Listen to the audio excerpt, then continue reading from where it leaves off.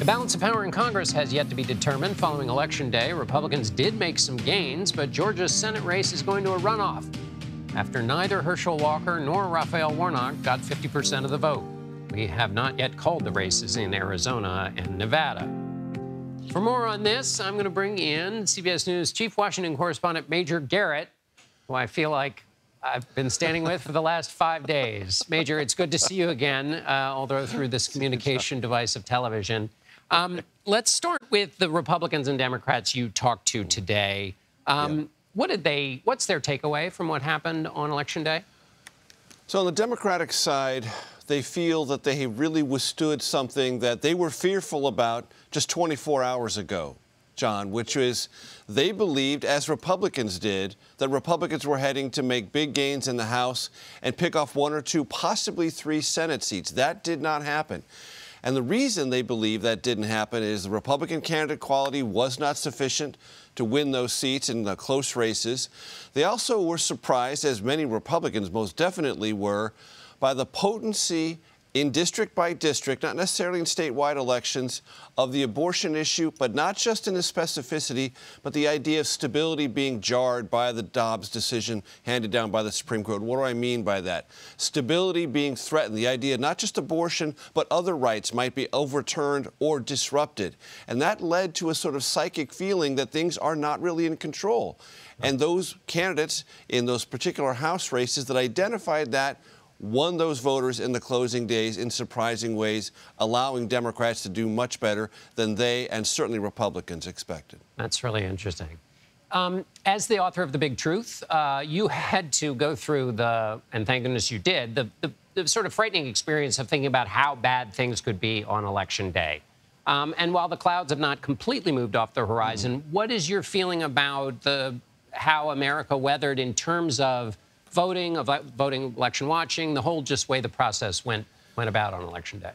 Thank you for asking, John. David Becker and I wrote The Big Truth as a celebration and a ratification of what hundreds of thousands of Americans do every election, which is volunteer as poll workers or work as election administrators to make sure our country can do what it wants to do when it comes to exercising its right to vote and give its voice in the political process. It worked in 2020, despite all the baseless, fact-free slanders leveled against that election. It was a verified, accessible, secure, and accurate election. And guess what we saw yesterday? Accessibility, another record turnout. 3 elections in a row, record turnout. That's a positive.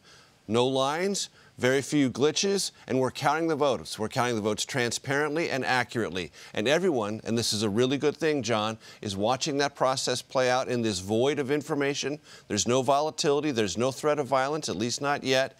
And importantly, in a lot of close races, Republicans and Democrats have done the right and honorable thing that Americans always do: accept the results and concede. Concession is not weakness. Concession is strength on behalf of the American experiment. And it's what we teach our kids, too. Let me ask you about the book you wrote before you wrote about that, which is about President Trump.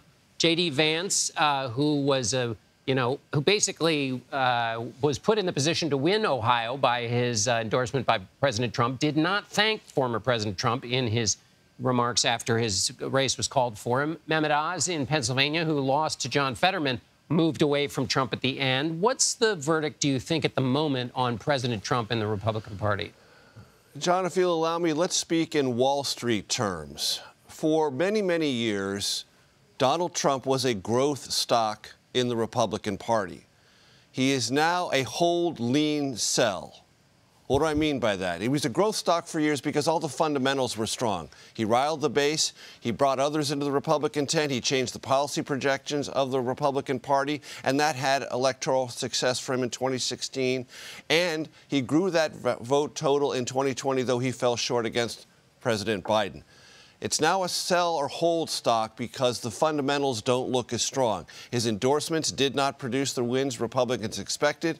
He sort of, by suggesting he might announce a 3rd run for the presidency in the closing weekend of this midterm campaign, may have spoiled things for some Republicans by creating a surge of Democratic or independent turnout to say, wait a minute, I don't want to see Trump again, or I'm fearful that a Republican wave might elicit that could have soured some of those races in the closing hours for Republicans. All of that creates an atmosphere now for the first time, John, where I detect Republicans saying, you know what?